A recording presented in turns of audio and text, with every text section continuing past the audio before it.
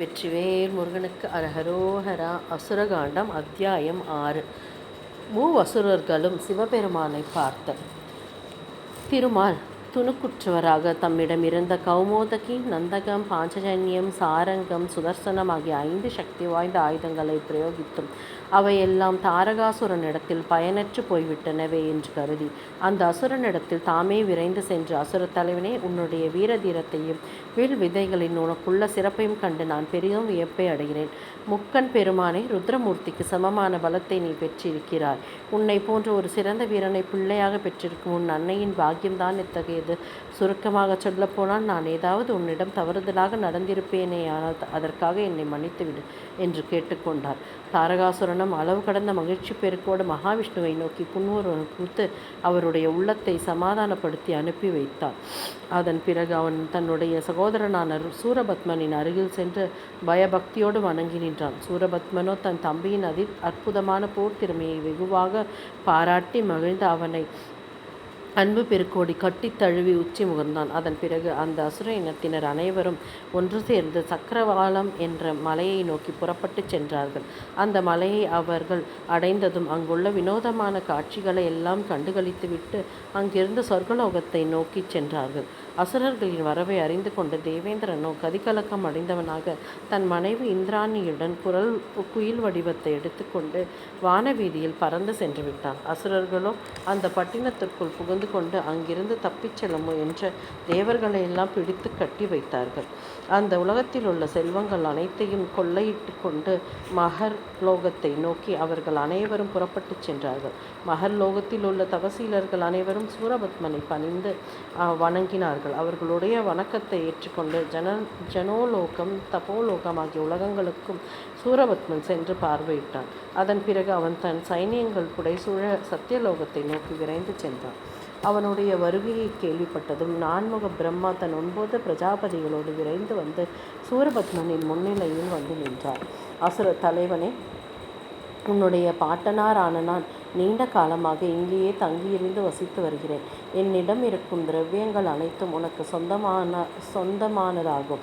இதோ இந்த பிரம்மாஸ்திரமும் அழகான ரதமும் உன் சகோதரர்களுக்கு என்னுடைய வெகுமதியாக இருக்கட்டும் என்று கூறிவிட்டு பிரம்மாஸ்திரத்தை அதி அழகான ரதத்தையும் அசுரனுடைய முன்னிலையில் சமர்ப்பித்தார். சூரபத்மனும் படைப்பு கடவுளின் அன்பு பெருக்கை கண்டு மனமகிழ்ந்தவனாக அவரிடமிருந்து விடை பெற்று கொண்டு மகாவிஷ்ணுவின் உலகமான வைகுண்டத்தை நோக்கி சென்றான். அவனுடைய படையெடுப்பை கேள்விப்பட்ட மகாபிரபுவாகிய மகாவிஷ்ணுவானவர் அவனுடைய அருகில் விரைந்தோடி வந்து, அசுரராஜனே, உன்னுடைய கருணையினால்தான் நான் என்னுடைய இந்த வைகுண்ட லோகத்தில் தங்கியிருந்து வசித்து வருகிறேன். உனது படை வீரர்களுடன் என்னுடைய உலகத்தினுள்ள நுழைந்து அங்குள்ள அற்புதங்களை எல்லாம் நீ கண்குளிர கண்டு மகிழ வேண்டும் என்று கூறினார். அதன்படியே சூரபத்மன் முதலானோருக்கு தம்முடைய உலகத்தை சுற்றி காண்பித்து விட்டு அசுர தலைவனுக்கு ஏராளமான பொருட்களையும் வெகுமதியாக கொடுத்து அனுப்பினார். அடுத்ததாக சூரபத்மனும் அவனை சேர்ந்தவர்களும் சிவலோகத்தை நோக்கி புறப்பட்டு சென்றார்கள். ஆயிரக்கணக்கான ருத்ரர்களினாலும் கணத்தலைவர்களினாலும் மகாத்மாக்களான முனிவர்களினாலும் வணங்கி வழிபடத்தக்கதும் மதில்கள், கோபுரங்கள், அட்டாள மண்டபங்கள், கொடுக்கைகள், 1000 கால் மண்டபங்கள் ஆகியவைகளினால் அலங்கரிக்கப்பட்டதும் பற்பலவிதமான இரத்தின ஆபரணங்களினாலும் அலங்காரம் செய்து கொண்டிருக்கும் ஆயிரக்கணக்கான ருத்ர கன்னிகைகளை கொண்டதும் வீணை, புல்லாங்குழல், பேரி, காகசம், டிமம், நாட்டியம், வாத்தியம் ஆகியவைகளில் சிறப்பு பெற்றிருப்பவர்களும் தேர்ச்சி பெற்று பாடகர்களான கிண்ணர்களாலும் வேத முழக்கங்களினாலும் சதா காலமும் நிரம்பி இருப்பதும் ஆகிய சிவலோகத்திற்கு வெகு தொலைவில் இருந்தபடியே சூரபத்மன் தன் தம்பிகளோடு பக்தி ஸ்ரத்தையோடு கைகூப்பி வணங்கி நின்றான். பிறகு அவன் தன்னுடைய படை வீரர்களை அந்த இடத்திலேயே நிறுத்தி வைத்துவிட்டு தன் தம்பியான சிங்கமுகன், தாரகன் ஆகியவர்களோடு சிவாலயத்தை நோக்கி மெதுவாக நடந்து சென்றான். பிறகு சிறப்பு வாய்ந்ததும் வினோதமான பலவித இரத்தினங்களால் நிர்மாணிக்கப்பட்டதும் சுற்றுப்புறம் எங்கிலும் ஒளி வீசும் பொன்னால் இழைக்கப்பட்டதும் அதி அற்புதமான அழகு வாய்ந்ததும் பொன்மயமான அரசு இலை ஆகியவைகளினால் கட்டப்பட்ட தோரணங்களை கொண்டதும், திசைகள் நெடுகிலும் வரிசையாக வைக்கப்பட்ட அழகிய ரிஷபங்களால் நிறைந்த மதில்களை கொண்டதும், பவழங்களினாலும் இந்திர நிலக்கற்களினாலும் கட்டப்பட்ட பிரம்மாண்டமான படிக்கட்டுகளை கொண்டதும், பலவிதமான தங்க மண்டபங்கள் நிறைந்ததும் ஆகிய சிவபெருமானின் ஆலயத்திற்கு நேராக நின்று அவ்வசுர சகோதரர்கள் பக்தி பெருக்கோடு நமஸ்கரித்து வணங்கினார்கள். அப்பொழுது சிவபெருமானின் ஆலயத்தை முன்கட்டு வாசற்படியில் வீற்றிருந்த நந்திகேஸ்வரரையும் அவருடைய இருபுறமும் புடைசூழ்ந்து நின்றிருந்த ருத்ராட்ச மாலை அணிந்தவர்களையும், தேகம் முழுவதும் திருநீறு பூசி காதுகளில் குண்டலங்கள் அணிந்து ஒளிவீசி திகழ்பவர்களையும், கரத்தில் பிரம்பை பற்றி இருப்பவர்களையும், அதிபயங்கரமான உருவம் படைத்தவர்களையும், கொடியவர்களையும், மகா பிரளயங்களை உண்டாக்குபவர்களையும், மகோன்மதர்களையும், மகா வீரர்களையும், வீர தீர பராக்கிரமங்கள் நிறைந்தவர்களையும், அழிப்பதற்கு தகுந்த உருவம் எடுத்திருப்பவர்களையும் போல் தோற்றமளித்தவர்களையும், அழகிய தோற்றத்தோடு திகழ்பவர்களையும், அசிங்கமான உருவத்தோடு இருப்பவர்களையும், மோசமான வடிவத்தில் இருப்பவர்களையும், அங்கஹீனர்களையும், சிங்க முகத்தினரையும், யானை முகத்தினரையும், பயங்கரமான சிவங்கி முகத்தினரையும், மான், கழுதை, பசு, எருமை, நரி, கரடி, முயல், சரபம் ஆகியவற்றின் முகங்களை கொண்டவர்களையும், 1, 2, 3 முதலான அநேக முகங்களை கொண்டவர்களும் ஆகிய அநேக கோடி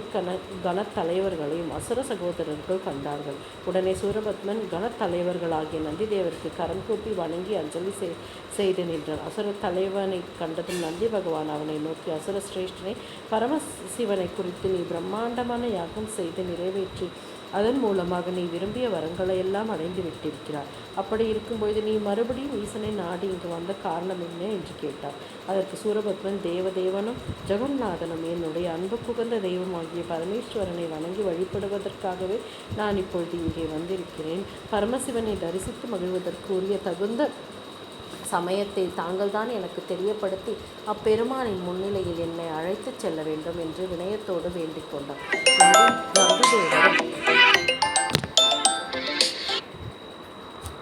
நந்திதேவரும் அந்த புறத்திற்குள் சென்று சூரபத்மனின் வருகையை சர்வேஸ்வரனிடம் அறிவித்துவிட்டு அவருடைய உத்தரவின் பேரில் சூரபத்மனையும் அவனுடைய 2 தம்பிகளையும் அவர் முன்னிலையில் அழைத்துச் சென்றார். சூரபத்மனும் அந்தப்புற வாயிற்படிகளில் ஆங்காங்கு வீற்றிருக்கும் கணாதிபர்களையெல்லாம் பயபக்தியோடு வணங்கி துதித்தபடியே சிவபெருமானின் முன்னிலையில் வந்து நின்றார்.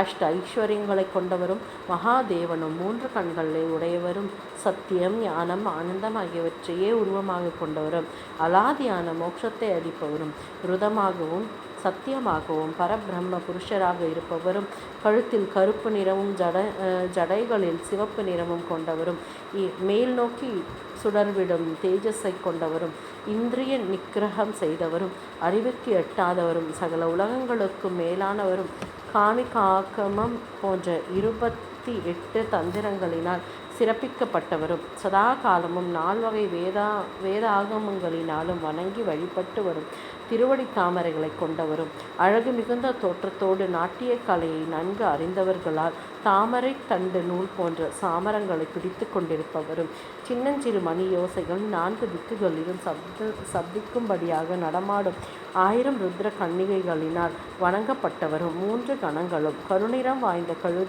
கழுத்தை உடையவர்களும் சிவசாருபியம் பெற்ற முக்தர்களினாலும் நமஸ்கரிக்கப்பட்டவரும் கும்பன், நிகும்பன் ஆகியவர்களினாலும் மகாத்மாக்களான கணநாயகர்களினாலும் ஒரே பிறவியில் திவ்யமான பக்தி வழிபாட்டினால் மோட்சத்தை பெற்றிருக்கும் முனிஸ்ரேஷ்டர்களினாலும் பூஜிக்கப்பட்டவரும் ஆகிய மகேஸ்வரனை தனது 2 தம்பிகளோடு சூரபத்மன் மிகுந்த அன்பு பெருக்கோடும் பக்தி ஸ்ரத்தையோடும் நமஸ்கரித்து வணங்கினார். பிறகு அப்பெருமானை நோக்கி, சர்வேஸ்வரனை, முத்தொழில்களான படைத்தல், காத்தல், அழித்தல் ஆகியவைகளை சிறப்புடன் செய்து வருகின்ற தங்களுக்கு நமஸ்காரம். பக்தவத்சலனே, விஸ்வேஷனே, உலகங்களின் வடிவமாக இருப்பவரும் மங்களங்களை வழங்கியவரும் நன்மைகளை அளிப்பவரும் பயங்கரமான வடிவத்தை கொண்டவரும் சாந்தமே உருவானவருமாகிய தங்களுக்கு நமஸ்காரம். சங்கரனை, உமாதேவியோடு கூடியவரும் சந்திரனை ஜடையில் தரித்தவரும் முருகப்பெருமானை புத்திரனாக பெற்றிருப்பவருமாகிய தங்களுக்கு நமஸ்காரம். கங்கையை மகுடத்தில் தரித்தவரும் தேஜோமயமான உருவத்தை கொண்டவருமான மோட்ச வடிவினரும் துல்லியமான ஸ்படிகம் போன்ற உருவத்தை பெற்றிருப்பவரும் பரபிரம்மமாகிய தங்களுக்கு நமஸ்காரம் என்று இப்படி பலவாறாக வணங்கி நமஸ்கரித்தான். உடனே சர்வேஸ்வரனான சிவபெருமான் நந்தி தேவரை நோக்கி, நந்தியே, என்னுடைய பக்திக்கு பாத்திரமாகி இந்த சூரபத்மன் என்னுடைய கட்டளையின் பிரகாரம் தனக்கு சொந்தமான பிரம்மாண்டங்களை பார்வையிட்டுவிட்டு அந்த இடங்களில் தகுந்த ஆட்சிகளையும் அமர்த்திவிட்டு பிறகு இங்கு திரும்பி வரட்டும். இந்த அண்டத்தின் மத்தியில் தன் தம்பிமார்களோடு அவன் தங்கியிருந்த வசித்து வருவானாக என்று கூறி அருளினார். நந்திதேவரும் சூரபத்மனிடம், சூரனே, நீ இப்பொழுதே இங்கிருந்து புறப்பட்டு சென்று உன்னுடைய அண்டங்களை பார்வையிட்டு விட்டு ஆங்காங்கு தகுந்த தலைவர்களை நியமித்து விட்டு கடைசியில் இந்த அண்டத்திலேயே தங்கியிருந்து நீ வசித்து வர வேண்டும். இது பரமசிவனின் உத்தரவாகும் என்று தெரியப்படுத்தினார். சூரபத்மன் அளவற்ற உவகையோடு சர்வ மங்களங்களையும் அளிக்க வல்ல சர்வேஸ்வரனை நமஸ்கரித்து வணங்கி அங்கிருந்து வெளியே செல்ல திரும்பினான். அவன் அந்த ஆலயத்தை விட்டு வெளியே வரும்போது முதல் வாசற்படியில் வீற்றிருக்கும் நந்திதேவரை தன் சகோதரர்களோடு வணங்கிவிட்டு அங்கிருந்து தன்னுடைய படை வீரர்கள் தங்கியிருந்த இடத்திற்கு விரைவில் வந்து சேர்ந்தான். வெற்றிவேல் முருகனுக்கு அரஹரோஹரா.